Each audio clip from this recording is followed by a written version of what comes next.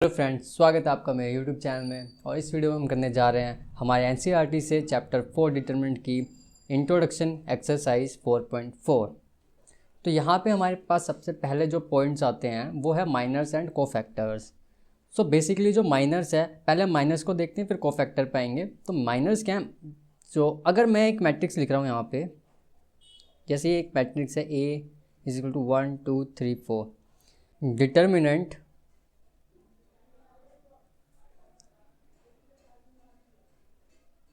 corresponding to each element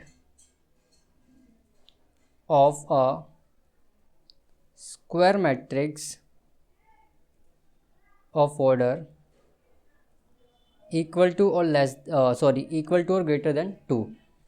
ये one order के square matrix के लिए नहीं होती। जैसे कि अगर ये एक मान लो वन ऑर्डर के मैट्रिक्स में लेता हूँ, जैसे कि मान लो एक वन ऑर्डर के 1 × 1 है, तो अगर इसका माइनर हम निकालेंगे तो निकल नहीं पाएगा। अभी उसका रीज़न देते हैं क्यों। और ये 2 ऑर्डर या उससे बड़ी होती है वो कैसे, अब पता चलेगा।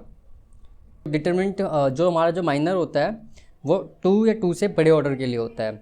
सो देखो बेसिकली माइनर में करते क्या है कि अगर मैं बोलूँ कि मेरे को माइनर निकालना है इस एलिमेंट का, अब ये एलिमेंट कैसे, देखो ये A11 है, ये A12 है, ये A21 है, ये A22 है, ये एलिमेंट है हमारे। अगर मेरे को माइनर चाहिए A11 एलिमेंट का, तो पहले मैं माइनर लिखूँगा। माइनर चाहिए मेरे को 1 1 इस फर्स्ट रो के फर्स्ट कॉलम वाले एलिमेंट का, और इसको डिनोट करते हैं हम कैपिटल M से। ओके, तो माइनर 1 1 क्या हो जाएगा, इस 1 1 एलिमेंट, ये जो एलिमेंट इसको, इसकी आप रो और कॉलम जिस रो में ये है इसको हाइड कर दीजिए। इसके बाद जो वैल्यू बचती है उसका जो भी हमारा बच रहा है उसका डिटरमिनेंट। तो देखो A11 को अगर मैं हाइड करूँ, ये फर्स्ट रो और फर्स्ट कॉलम को हाइड करूँ, तो हमारा 4 बच रहा है, यानी कि डिटरमिनेंट वैल्यू ऑफ 4 जो कि क्या होगी 4। तो माइनर ऑफ A11 एलिमेंट क्या आ गया मेरा 4। इसका मतलब इसको मैं ऐसे लिख सकता हूँ, ये क्या है मेरा minor of element A11 = M11 जो कि माइनर है = क्या आ गया 4। इसी तरीके से A12 एलिमेंट का क्या होगा minor A12 first row second column का है, इस फर्स्ट रो को हाइड करेंगे और सेकंड कॉलम को हाइड करेंगे, जो बचेगा उसकी डिटरमिनेंट वैल्यू। तो देखो यहाँ पे क्या है M12 क्या आया हमारा, यहाँ पे डिटरमिनेंट ऑफ 3 = 3 आ जाएगा। सेम तरीके से A21 के लिए जाएंगे, तो यानी कि second row first column, second row hide करेंगे, फर्स्ट कॉलम हाइड करेंगे, जो बचेगा उसको लिख देंगे जो कि हमारा 2 है, यानी कि A21 = minor of 2 1 = determinant of 2 यहाँ पे है, मतलब फर्स्ट कॉलम और सेकंड रो इसको मैंने हाइड कर दिया, तो यहाँ पे क्या बच रहा है 2, तो ये आ गया मेरा 2। इसी तरीके से A22 का आ जाएगा M22 माइनर ऑफ 2 2 = 1, क्योंकि इसको हम हाइड करेंगे तो ये 1 हो जाएगा, 1 का डिटरमिनेंट 1। तो इस तरीके से ये हमारी वैल्यूज़ आ चुके हैं यहाँ पे 4 3 2 और 1। ये हो गया माइनर। ये तो हो गया हमारा माइनर 2 ऑर्डर मैट्रिक्स के लिए, क्योंकि ये 2 × 2 ऑर्डर की थी। अब 3 ऑर्डर का अगर मैट्रिक्स है तो उसका भी इसी तरीके से माइनर निकलता है। तो देखो उसका देख लेते हैं एक बार। अब ये एक मैट्रिक्स लिया है मैंने, A = 1 2 1 3 2 1 4 1 3, ये मान लो एक मैट्रिक्स लिया मैंने A। अब इसका हमको माइनर्स निकालना है। तो सबसे पहले देखो A11 मतलब ये होगा, एलिमेंट इस तरीके से होते हैं A11 1 2 1 3 A21 A22 A23 A31 A32 A33। Okay, तो मेरे को माइनर निकालना है A11। इन सबके माइनर्स निकालने के देखेंगे, सारे एलिमेंट्स के देखेंगे। तो A11 का माइनर निकालना है, मतलब मेरे को माइनर A11 वो क्या रहेगा 1 1, यानी कि element of first row and first column, इसको अगर मैं हाइड करूँ first row and first column को, उसके बाद जो वैल्यू बच रही है उसका डिटरमिनेंट निकाल देना है, वही माइनर होगा।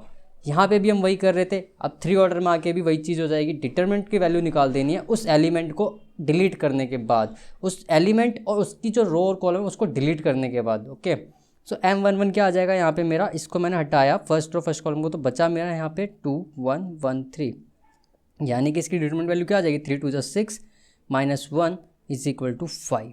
ओके, तो ये आ गया मेरा फर्स्ट रो, या ये कह सकते हैं A11 एलिमेंट का माइनर। इसी तरीके से A12, तो A12 क्या होगा, मेरा minor of 1 2 is equal to, अब देखो 1 2 first row second column, first row hide second column hide, क्या बचा 3 1 4 3, इसको हम लिख देंगे यहाँ पे 3 1 4 3, इसका डिटरमिनेंट निकाल देंगे, 3 3 9 minus 4 is equal to 5। Okay, now A13 minor of 1 3, it means 1 3 first row को हाइड करो आप, फर्स्ट और थर्ड कॉलम को हाइड करो, बचेगा 3 2 4 1, तो 3 2 4 1, it means 3 1 3 minus 4 2 8 is equal to -5 आया ये। ओके, -5, ये हमारी फर्स्ट रो के निकल चुके हैं। इसी तरीके से हम सेकंड रो पे पहुंचेंगे। A21 इज इक्वल टू क्या होगा हमारा, M21 is equal to, second row first column को हाइड करना है, सेकंड रो फर्स्ट कॉलम को हाइड करके क्या बचेगा 2 1 1 3, 2 1 1 3, निकालेंगे determinant, 3 2 6 minus 1 is equal to 5। Okay, now अब हम करेंगे A22 minor of 2 2 is equal to, second row second column hide बचा 1 1 4 3, 1 1 4 3 is equal to 3 minus 4 which is -1। Then A23 minor of 2 3 is equal to, second row hide third column hide, sorry second row hide या second row hide third column hide 1 2 4 1, 1 2 4 1,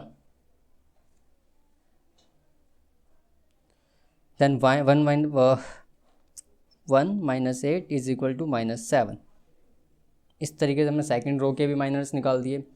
A31 31 is equal to M31, it means third row and first column hide बचा 2 1 2 1, 2 1 2 1, ये क्या देगा 1 2 2 minus 2 और ये तो 0। Okay, A32 M32 it gives third row second column hide 1 1 3 1, 1 1 3 1, ये आएगा हमारा 1 माइनस 3 माइनस का 2। Okay, now A33 it means M33, ये क्या होगा final third row third column को हमने हाइड किया, 2 1 2, सॉरी पहले ये लिख देता 1 2 3 2, 2 माइनस 6 इज इक्वल टू -4। इस तरीके से हमने एक 2 ऑर्डर मैट्रिक्स का भी हमने माइनर्स निकाल लिया और एक 3 ऑर्डर मैट्रिक्स का भी हमने माइनर निकाल लिया।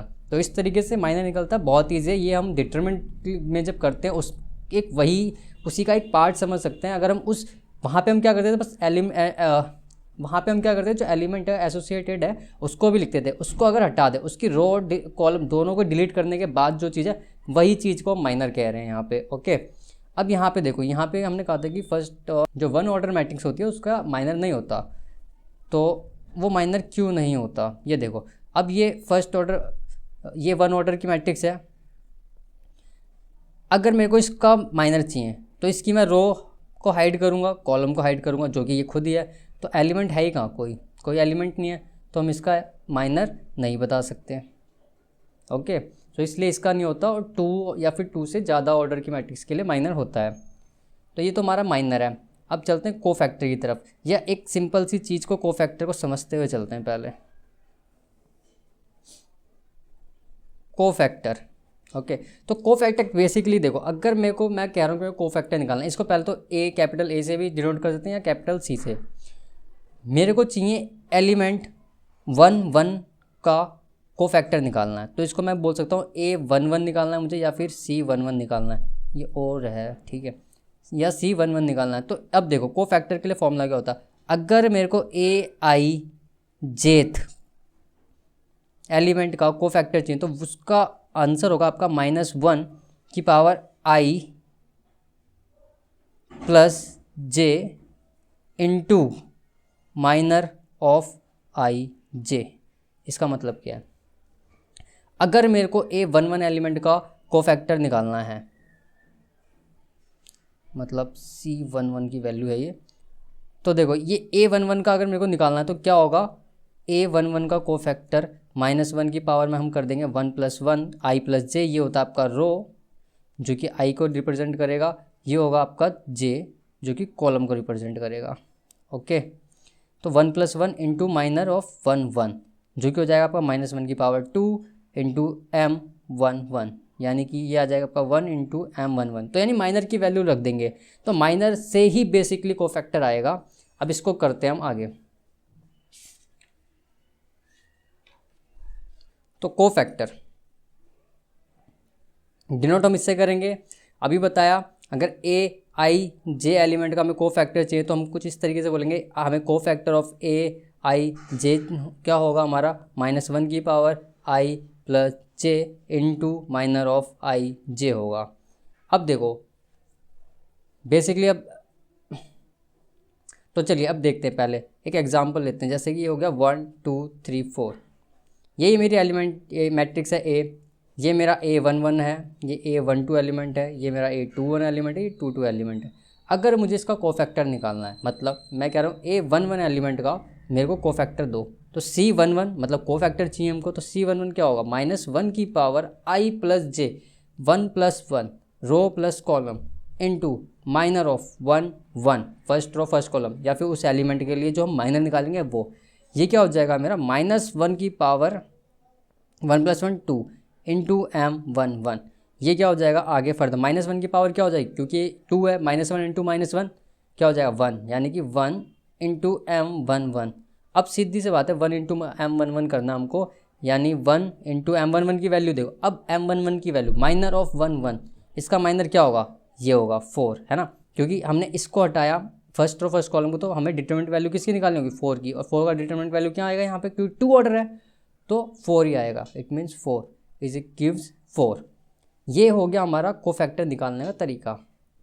अब देखो A12 का कोफैक्टर निकालना है, मतलब C12 निकालना है, -1 की पावर क्या हो गया 1 2 1 + 2 डॉट m12, मतलब -1⁻3 डॉट m12, मतलब 1 -1 की पावर की क्यूब है, मतलब -1 इंटू -1 इंटू -1, यानी ये माइनस का 1 ही रहेगा, ऑड होगी पावर तो माइनस ही रहेगा, इंटू m12। अब देखो -1 इंटू m12 की value m12 minor of 1 2 first row second column, इसको हमने ऐड किया, आया हमारा 3, इसका डिटरमिनेंट वैल्यू यानी कि 3, इसका हमारा आंसर आ गया -3।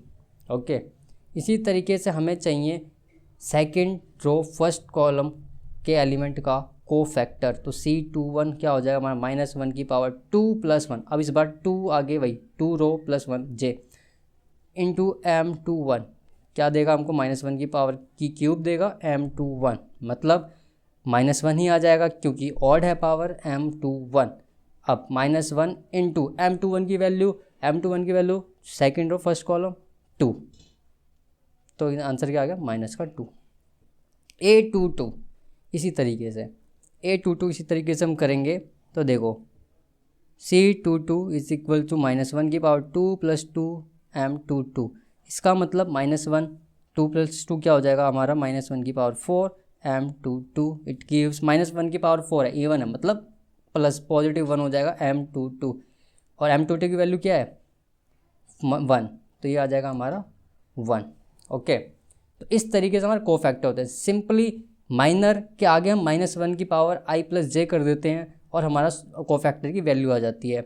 इसी तरीके से सेम प्रोसेस होता है, आप जब 3 ऑर्डर मैट्रिक्स में करेंगे तो वहाँ पे भी सेम ही चीज़ होती है। अगर मैं इस जो कि हमने अभी पीछे निकाली थी इस मैट्रिक्स के, इसके अगर हमको कोफैक्टर निकालने हो तो अभी देखो एक से करके दिखा देते हैं। जैसे A11 है, क्या वैल्यू है आई थी माइनर की, ये मैट्रिक्स थी, इसकी मैं फर्स्ट रो के लिए कर रहा हूँ 1 2 1 के लिए, 1 2 1 के लिए। ओके, 1 2 1 के लिए करेंगे, 3 2 1 4 1 3। इसका देखो A11 का कोफैक्टर है, मतलब C11, ये क्या हो जाएगा हमारा -1 की पावर 1 + 1 इंटू m11, जो कि हमको दे देगा -1 की स्क्वायर m11, यानी कि +1 इंटू m11। अब m11 क्या था यहाँ पे, तो देखो 1 इंटू m11 की वैल्यू क्या आएगी यहाँ पे 2 3 6, मतलब 2 1 1 3, यानी कि आपका क्या हो जाएगा 1 इंटू 6 -1 यानी 1 × 5, तो ये हो गया आपका 5। ओके, ये होता है आपका कोफैक्टर, इसका 5 आ गया। अब इसी तरीके से अगर मैं A12 का निकालूं, सिंपली अब मैं यहाँ पे डायरेक्ट लगा रहा हूँ, तो -1 की पावर क्या करेंगे 1 + 2 × M12। अब देखो M12 की क्या वैल्यू आई थी, M12 की वैल्यू आई थी 5, तो ये क्या हो जाएगा -1 की पावर क्यूब, क्योंकि 2 + 1 3 डॉट M12, ये हो जाएगा आपका -1 ही रहेगा, इंटू M12 क्या वैल्यू है 5, तो ये 5, इससे मल्टीप्लाई करेंगे तो आंसर आ गया -5, ये हो गया आपका -5। तो इस तरीके से हम कोफैक्टर निकालते हैं। अब यहाँ पे हमारा एक माइनर कोफैक्टर में एक रिलेशन होता है, जिसमें हम कहते हैं अगर तो हम सेम ही रो के एलिमेंट्स लें, यानी कि 1 1 1 2 1 3, और इसके हर एक एलिमेंट के कॉरस्पॉन्डिंग उसके कोफैक्टर को मल्टीप्लाई कर दें, मतलब उसका प्रोडक्ट, यानी C11 C12 C13, यानी first row first column, first row second column, first row third column. Okay, तो इस एलिमेंट और जो कोफैक्टर है इसके प्रोडक्ट का सम हमेशा डिटरमिनेंट की वैल्यू के बराबर होता है। ये आपकी एक इम्पॉर्टेंट टर्म है, इसको हम प्रूव करके भी दिखाएंगे। जैसे कि अभी इसी में देखो A11 क्या है मेरा, A11 यहाँ पे मेरा क्या है 1 है, इंटू C11 क्या है मेरा, यहाँ पे C11 है हमारा 5, प्लस A12 है हमारा 2, इंटू C12 क्या है मेरा C12 माइनस का 5, A13 क्या है हमारा A13 1, प्लस C13 क्या होगा हमारा निकाल देते हैं यहाँ पे, C13 हमारा क्या होगा C13 होगा हमारा -1 की पावर 1 + 3 इंटू M13, जो कि आ जाएगा आपका -3 + 1 4 इवन रहेगा, तो यानी M13 की वैल्यू, और M13 की वैल्यू हमने पीछे ही निकाली थी, जो कि आई थी हमारी -5, तो 1, हाँ तो +1 इंटू करना हमको -5, तो ये आ गया आपका 5, -5 2 × 10, और माइनस का तो -10, और 5 - 5, तो यानी 5 - 15 यानी -10। तो ये जो -10 आया ये डिटरमिनेंट की वैल्यू आई होगी इस मैट्रिक्स के, और इस चीज़ को हम प्रूव भी कर लेते हैं, एक बार प्रूव भी कर लेते हैं यहाँ पे से ही डायरेक्ट। देखो फर्स्ट है, अगर मैं डिटरमिनेंट की वैल्यू निकालूँ इस मैट्रिक्स के लिए, देखो पहला एलिमेंट लिखेंगे, फिर इसके बाद क्या करते हैं हम, इसका डिटरमिनेंट 2 3 × 6 -1 1 × 1, देन क्या होगा इसको रखते हैं, और क्योंकि सेकंड है प्लस माइनस प्लस, तो ये माइनस का आ जाएगा 2, फिर 3 3 × 9 हो जाएगा, -4 1 × 4, फिर यहाँ पे 1 प्लस का आ जाएगा, फिर इन 2 में क्या करेंगे इसको हटा दो, तो देखो 3 1 × 3 -4 2 × 8। ओके, तो ये क्या हो जाएगा 6 - 1 5 5 × 1 5, माइनस 9 - 5 4 कितना होता है 5 5 2 × 10। ओके, देन प्लस 3 - 8 तो माइनस हो जाएगा, तो -5 -5, इट मीन्स 5 - 15, जो कि आ गया आपका -10, यानी कि ए की वैल्यू आ गई डिटरमिनेंट -10। तो ये देखो यहाँ से और यहाँ से सेम ही रिजल्ट आया है, इसलिए ये प्रॉपर्टी वैलिड है।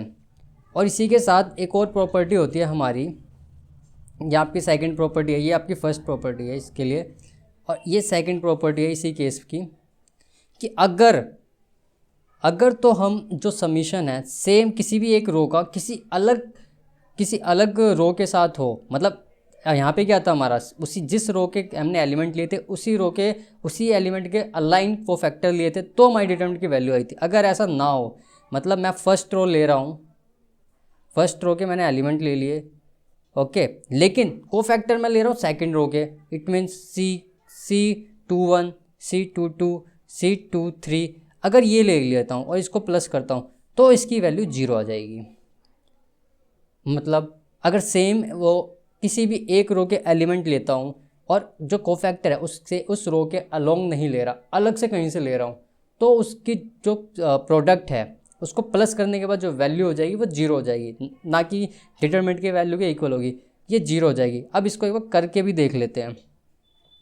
A11 क्या था यहाँ पे मेरा 1, C21 देखो C21 इट मीन्स ये आपका क्या हो जाएगा -1 की पावर 2 + 1 यानी ऑड, यानी -21 का माइनस कर देंगे बस। -21 क्या आया था यहाँ पे 5 यानी कि -5 हो जाएगा, -5 प्लस A12 क्या है 2 इंटू C22, मतलब ये -1 की पावर 2 + 2 4 हो जाएगा, यानी कि C22 आपका M22 ही होगा। M22 क्या है आपका यहाँ पे -1 प्लस A13 1 है जो कि हमारा इंटू C23 यानी कि -1 की पावर 2 + 3 5 यानी कि ऑड रहेगा, तो माइनस जो माइनर होगा उसकी वैल्यू बस माइनस हो जाएगी, नेगेटिव हो जाएगी। तो A23 C23 क्या हो जाएगा -7 है तो माइनस माइनस प्लस हो जाएगा, तो इंटू 7। अब देखो -5 हो गया इंटू प्लस 2 इंटू 1 क्या हो जाएगा, ये तो -2 हो जाएगा ये भी, और प्लस में 7, -5 - 2 कितना होता है -7 प्लस 7 आ गया ना 0। तो यही हमारी ये प्रॉपर्टी थी, और हमारी एक्सरसाइज 4.4 में इसी के अलोंग क्वेश्चन है, और इसी 4 एक्सरसाइज में इसी के रिगार्डिंग क्वेश्चंस है, और यही हमारा कंसेप्ट है माइनर कोफैक्टर का।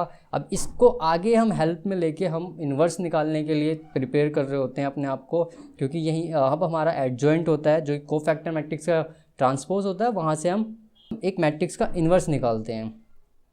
ओके, सो इस वीडियो में फ़िलहाल इतना ही, मिलते हैं नेक्स्ट वीडियो में नेक्स्ट कंसेप्ट के साथ, तब तक के लिए धन्यवाद।